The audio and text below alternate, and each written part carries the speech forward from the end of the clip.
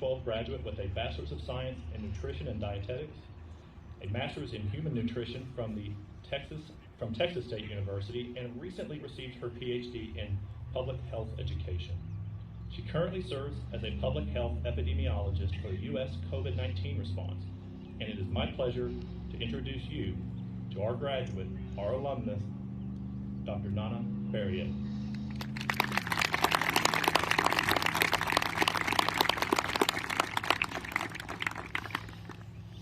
Good morning, MU. I'd like to thank the Council of Trustees, our President, Dr. Patterson, the faculty, for nominating me as a commencement speaker for today. I stand here humbled and honored to congratulate the class of 2021 and the families represented here. You made it. You ran a hard race, one that has not been seen before. But despite the setbacks and the irregularities of the times, you pushed through, and your hard work has paid off. Today is a day of celebration for each one of you. Today we raise our voices in unison and we say congratulations. A job well done to the class of 2021. See, when I first got the invitation to speak, I asked myself, what can I share and say that would be useful for everyone here? So I got back to the state of mind I was in when I sat here a few years back and decided to focus my message on that. See, as you sit here today, you may be hearing the words, congratulations, and it might not be resonating with you. You may not be feeling like a winner, considering the uncertainty ahead. See, some of you may be worried about how to go through today without your loved one here. You may be having questions as, will I get a job after this? Where will it be? What would I be doing? Am I going back to the same living situation again? How will I pay for my student loans? Will I hear positive news from the graduate school I applied to? Will I meet someone nice to marry? See, these are all legitimate questions and anxieties. And I know this firsthand because these were the exact questions I had when I sat here May 12, 2012. See, life is not straightforward, and it's full of uncertainties and pushbacks. However, these uncertainties and pushbacks are opportunities for us to build character and to work towards the life we want, to ultimately actualize our dreams. So do not let them stall you. I'll share with you 3 principles that I've relied on to go through this life and address some of these anxieties that I've also had. The first principle is, do something rather than nothing, even if the outcome or your actual success rate is uncertain. The second principle is, do not let the pushbacks, the stumbling blocks on the way, stop you from achieving your goal. And lastly, principle 3, speak out what success looks like to you and let the universe and yourself hear it out loud. Now, I do not have any extraordinary insights beyond what the greats and those ahead of me have shared about these principles.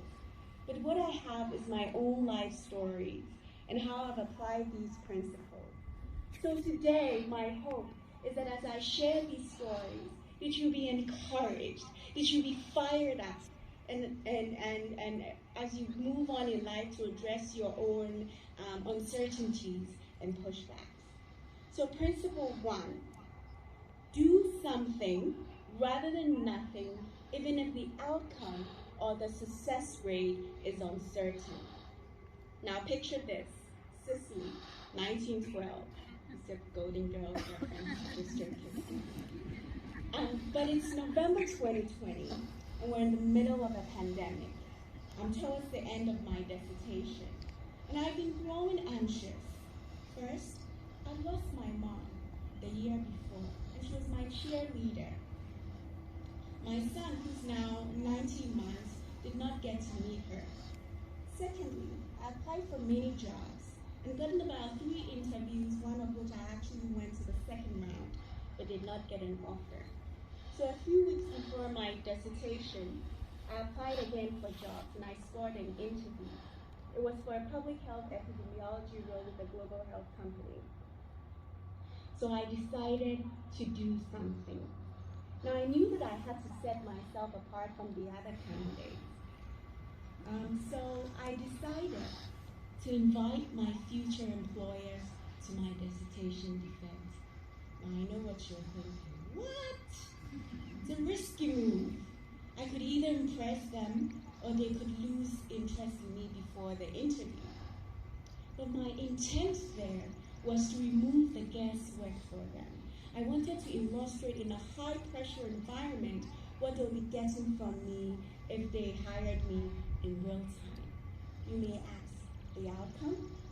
I think it worked, because a few weeks later, I was hired. And so today, as you sit here, I turn this back to you. Are you worried about getting a job or getting into grad school?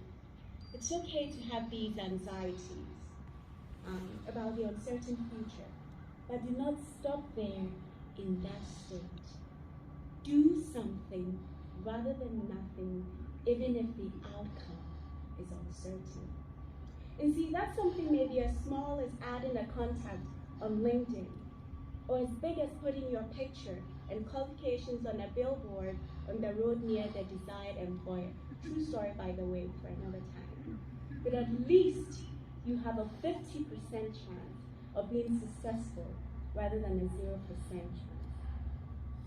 Principle 2, do not let the pushbacks, the stumbling blocks on the way stop you from achieving your goal. But let them propel you to a successful end. Now you've probably heard variants of this saying, life is not a destination, but a journey. It is a process. I say life's goals, life's trials, life's pushbacks, life's stumbling blocks are there to help you grow, to propel you, to build character, and to guide you to the pathway you should be. So do not be afraid. Do not let them stop you from your goal. Use them as avenues, as tools to get to where success looks like for you. So when one door opens, when one door closes, what it simply means is to look for another door. Now, I'll try not to bore you with all my life setbacks and pushbacks, but I'll share with you how I got to attend our grade school, Mansfield University of Pennsylvania. Now, I was an international student from Ghana, West Africa. I'd come to the United States in 2004 to be a doctor. Now, those of you with African parents, you know that there are only 3 careers in this world. You're either a lawyer, you're a doctor, or an engineer. So I started my journey at a community college in California. Now, after I broke the glass tubes called burettes and graduated cylinders in my Gen Chem class, I believe I proved to my parents that I was not perhaps made to be a medical doctor or to major in biological science. So I moved in with my uncle in Gettysburg, Pennsylvania to study nursing at another community college there. And there I excelled in the theoretical aspect of classes, but failed miserably in clinicals. Now this was during my second year. And for those of you with a nursing background or nurses here, you know that when you go through the pinning ceremony, you can see the light ahead. You're almost done. And so I was crushed, and I had lost confidence. It was in December 2009. I had about 10 days to return to Ghana per the immigration law, or find another school.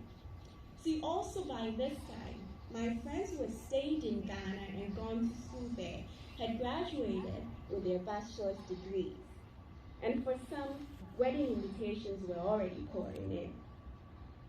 But see, I was determined to make it and not return home empty-handed. But most importantly, I was afraid of the town talk.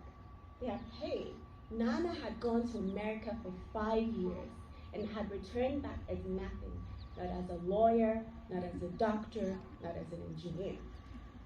So I Googled nursing school in Pennsylvania. Miraculously for me that day, Mansfield University of Pennsylvania popped up and I applied. So during orientation week, I came across another student at the library. And she was reading a nutrition textbook. Little shy, bold step, I walked up to her, started a conversation. And that led me to set up an appointment with Dr. Kathy Wright. She was then the Nutrition Science Department chair. So after learning that my community college credits could transfer and the different avenues that a career in nutrition could take me, I transferred to the nutrition program. And there, with the help of wonderful professors like Professor Clark, I successfully earned a Bachelor of Science in Nutrition. Now, years later, I'm interviewing for the epidemiology position. I was able to illustrate to my interviewers my understanding of the pathophysiology of COVID-19, and this was useful for the role. So in the end, the knowledge that I gained way back in my failed attempt to be a nurse was useful. So today I say to you, do not let the pushbacks, the stumbling blocks, or the detours, because they will happen on the way, stop you from achieving your goal. But let them propel you to a successful end. My last principle, speak out what success looks like to you, and let the universe and yourself hear it out loud. See, I've come to realize that words, they are very important. It's almost as if they carry life and are self-fulfilling. I want to move our attention to movies. Movie depictions, right? Or battle depictions in movies. Right before they engage in the war or the battle, what does the army commander do? He speaks out loud about the purpose for the battle and what the outcome is going to be. Now, for those of you who are fans of The Lord of the Rings, The Return of the King, right before the war, Aragorn gives a battle speech at the Black Gate. And what does he say? He says, hold your ground, sons of Gondor, of Rohan, my brothers. See, I see in your eyes the fear that will take the heart of me. A day will come when the courage of men fails, when we forsake our friends and break all bonds of fellowship. But it is not this day. An hour of wolves and shattered shells, when the age of men comes crashing down. But it is not this day. See, this day we fight by all that we hold dear on this good earth. I bid you, men of the West, stand. I don't know about you, but just putting myself in that situation, I feel almost gingered up. That today is not a day of failure. Today is a day that I fight for everything that I hold dear. And so, class of 2021, you have indeed already fought a good fight to be here. Congratulations. Well done. And as life's anxieties creep up on you, remember, do something rather than nothing, even if the outcome or the success rate is uncertain. Do not let the pushbacks, the stumbling blocks on the way, stop you from achieving your goal. Lastly, speak out what success looks like to you, and let the universe and yourself hear it loud. Thank you so much. Good luck, graduates. class of 2021. And remember, once a Mountie, always a Mountie. Thank you.